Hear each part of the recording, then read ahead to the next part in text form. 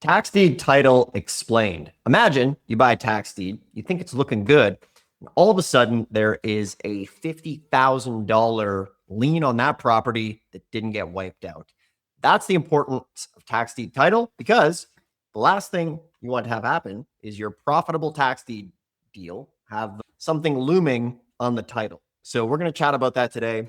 We're going to talk about the dangers and what to avoid because if you know what they are, it can be fairly simple, fairly straightforward, but we see disasters all the time, tax deed sales, where people they buy something and they think they got the deal of the century, and all of a sudden they don't. There's a $50,000 grass cutting lien or a code violation, or they bought the wrong property, or it's been burnt to the ground, or it's been flooded. There are many disasters that can happen if you don't know what you're doing. But the good news is there are some simple steps to follow to check title. So today, what we're going to do, we're going to explain tax deed title, and then we're going to show you guys how to avoid some of the mistakes, answer some of the most common questions so that when you are out hunting for tax lien and deed deals, you can be prepared like Crocodile Dundee and his knife.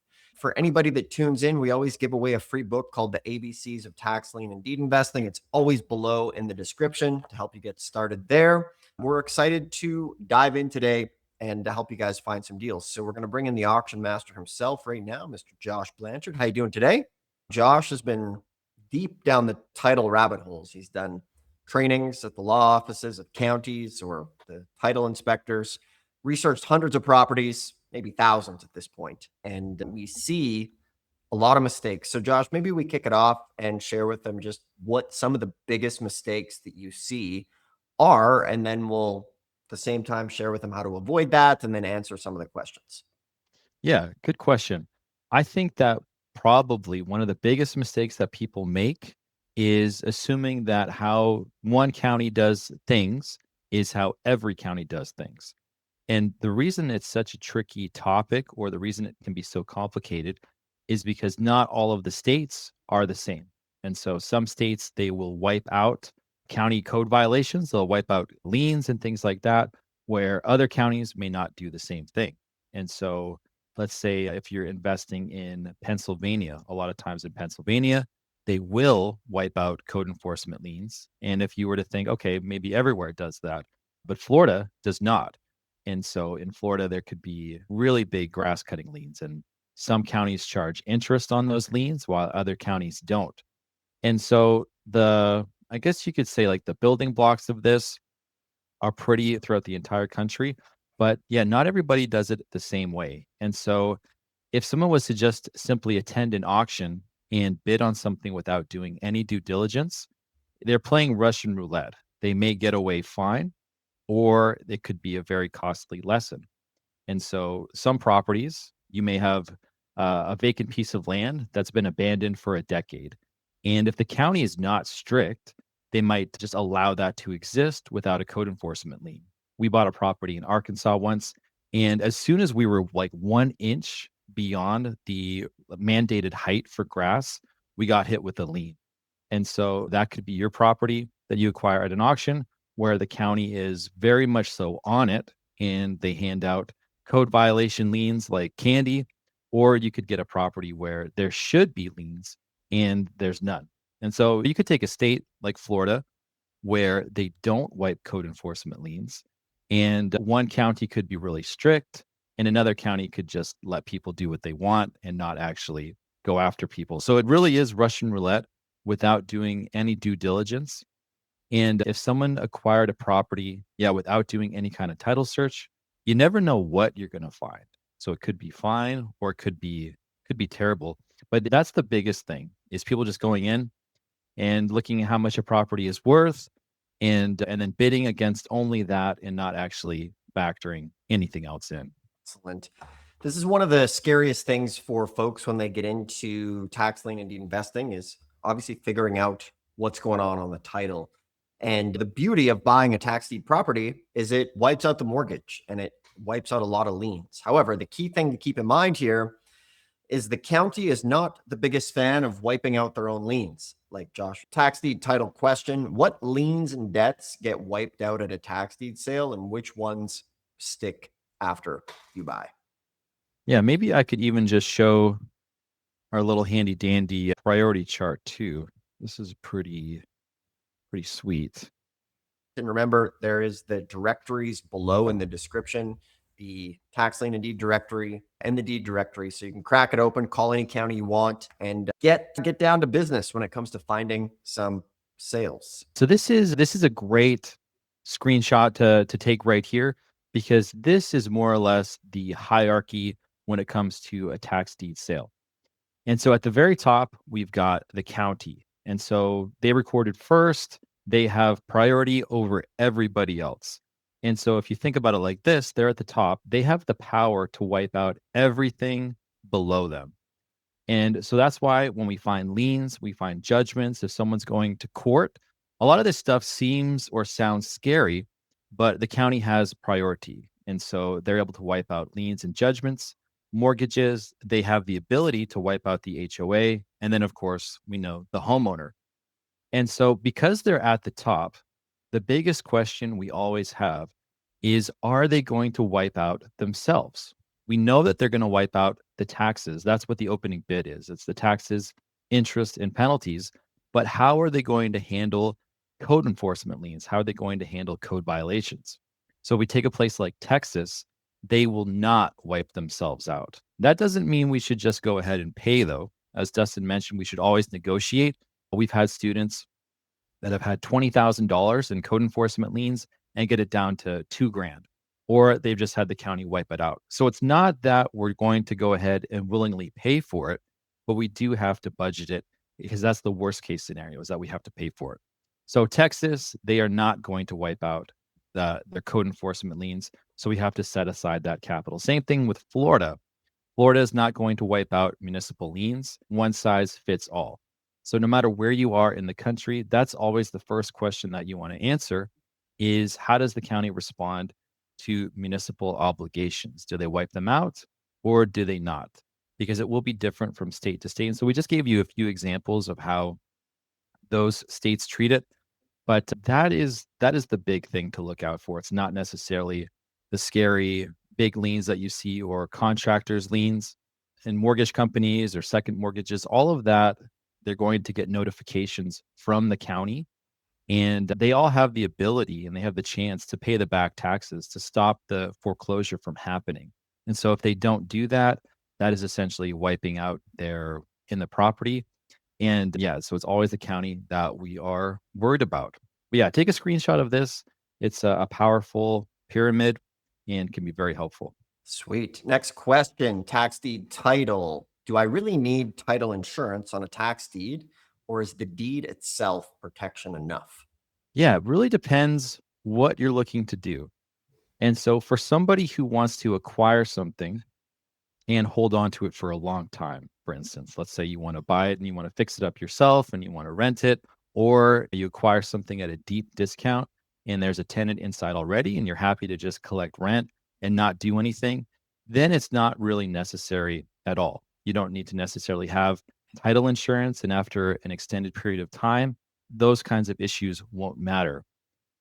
But if you are looking to sell it and not sell it as is, if you're looking to sell it to someone and they want to do something other than just pay cash, they need a lender, then you're going to need title insurance. If you're looking to actually pull equity out, if you're looking to get a, let's say like a HELOC, like a line of credit, or you're looking to pull really anything out of it, nobody's going to be able to lend you money unless you have title insurance, which would then require tax title services. So it really depends on what you want to do. So it's a yes and no kind of situation. Sometimes people are interested in buying property for the right price without title insurance. So you could sell something for cash. We've done that before. We've seen students do that before.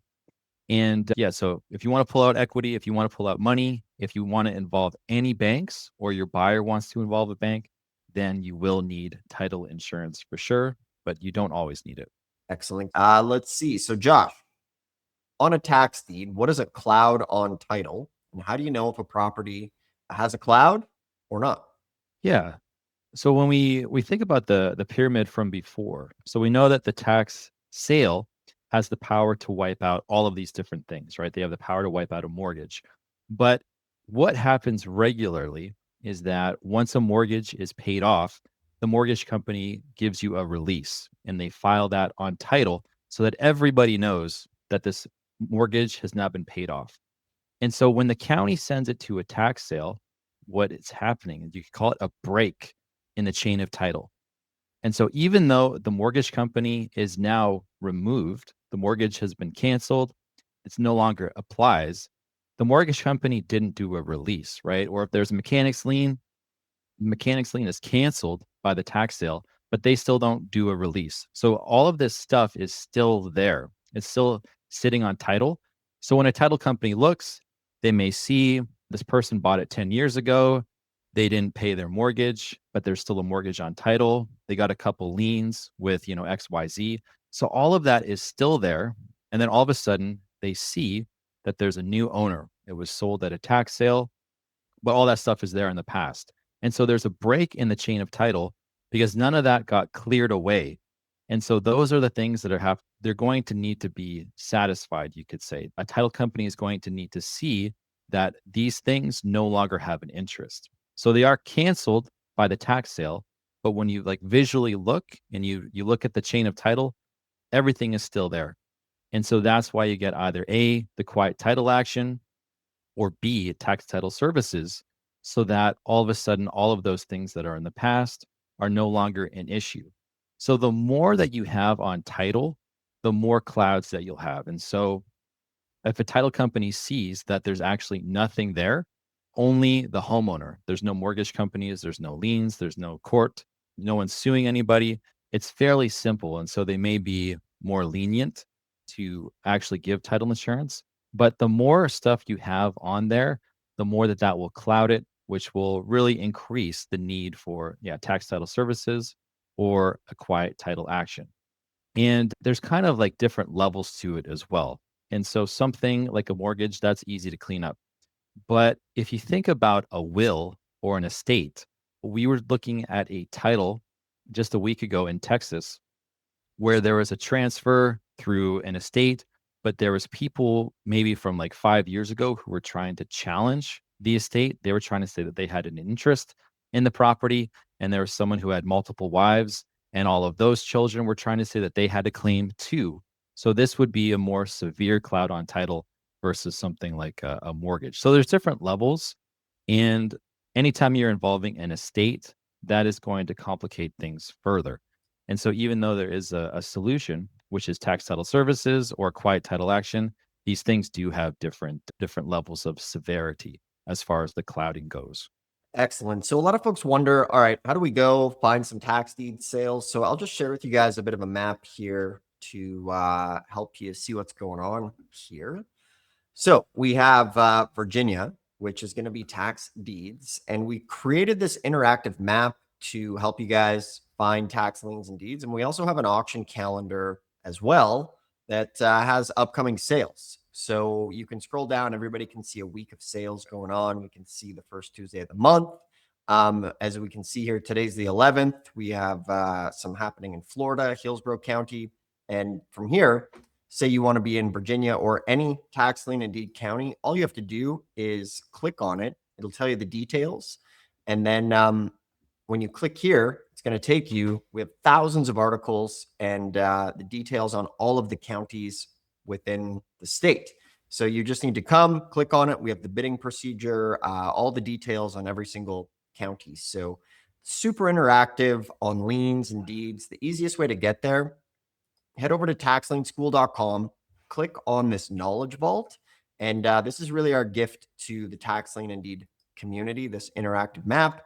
We have a team that runs it, and it's free for you guys to use and come up to speed on when it comes to getting started. So Tax Lien School, you can always go there and grab that if you want to go. Let us know, guys, if you have any questions, where you're tuning in from. We got Los Angeles here tuning in as well. So somebody's saying here, next question is, what's the difference between a quiet title action and just getting title insurance? And when would I need each one? Yeah. So quiet title action is when you go through, let's say, the judicial process through court. And so what the real estate attorney does is they have to prove that your interest is superior to everyone else's. And if you think about the word quiet, you could think of it as like like shushing all of the other people that are on title. And so even though it goes to a tax sale and the tax sale wipes out the mortgage, you go through court to prove that your interest is actually superior. And so once you go through that process, now you're able to get title insurance. And so if you want to do anything relatively quickly, say within less than a year of owning a tax deed, you're probably going to need to either do the quiet title action or tax title services. So tax title services is the alternative to the quiet title action, and they're much quicker, it's much cheaper and faster. Where a quiet title action could take 3 to 6 months, tax title services will take about 30 days. But you're going to want to do that if you want to get title insurance. Otherwise, you could just simply wait it out and you'll maybe be able to get title insurance down the road. But yeah, you can always try selling something as is first. You don't necessarily need to get a quiet title action done. But yeah, if you want to prove that your interest is superior to everyone else's, get that warranty deed, get title insurance, then you'll need to do that first. And then title insurance, that's just simply a title company willing to insure the transfer. So they would then say that we will insure this so that if anybody comes from the past, we'll handle it. We'll deal with it. So if there's a mortgage company, for instance, that just comes out of the woodwork, they would handle that. A great example is we bought a property in Cincinnati, Ohio. We bought it with title insurance, which means they are going to handle anything. And so that's what it is. It's insurance. If anything comes up in the past, they will then protect you and handle it. So if that's either A, waiting it out, or B, going with the quiet title action / tax title services. Excellent. If you're wondering kind of where to start as well, we can help you with that. We know there's thousands of counties. So we do offer a 90-day blueprint that will be customized for you. And we can show you what counties to start in and give you a personalized 7-step checklist to get started to help you out. We can tell you what counties to go to, what counties to avoid. This is a 90-day freedom blueprint. So you guys can always schedule a free call. That's in the description below as well if you want to check that out. Excellent. Last question here is, Josh, for tax deed title, what are the exact steps I take after I win the bid on the tax deed to ensure that I have clear title in my name? Yeah, great question. So you buy a tax deed, you get it, you get the deed in your name, it arrives in the mail. You want to go ahead and contact tax title services. They do work in most of the states. There's a few examples or situations where they may not be able to offer their services. So you want to start there, tax title services. If they are not able to help, then you want to go ahead and go down the quiet title action route. And I recommend finding an attorney that specializes in that. Because if you find an attorney that occasionally does one every so often, they're probably going to charge more. But if you deal with a real estate attorney who does that like regularly, that's their bread and butter. You'll be able to find someone that's more experienced, probably a little bit of a better rate. And I think it'll just work out a little bit better. But that's really it. Once you acquire it, and then they'll be able to guide you and then get you that title insurance and make sure that nothing is defective, for instance. So good stuff, guys. Some title here. That's a big black box when it comes to this type of investing. The mini course, the directory with the book. If you guys don't have it, go grab that there. It'll walk you through everything step by step. Or if you already have the book, you can get a blueprint and we'll just show you where to go to get started. It's personalized and it'll walk you through everything step by step, show you the counties, show you what to avoid as well, and break it down into a checklist. That's in the description below. It's time to get to work, find some deals. See you guys.